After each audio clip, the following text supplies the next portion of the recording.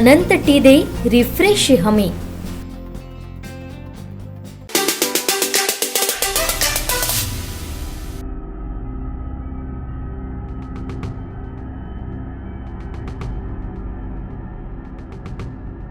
दोडामार्ग तालुक्यातील मणेरी आशापुरा व दोडामार्ग शहरातील सातेरी या दोन आरा गिरण्यांना दोडामार्ग वन विभागानं सील ठोकलाय। या कारवाईत दोन्ही गिरण्यांवर अवैध लाकूड साठा आढळल्याने दोन्ही गिरणी मालकांवरती वन विभागामार्फत गुन्हा दाखल करून सील ठोकण्यात आला आहे।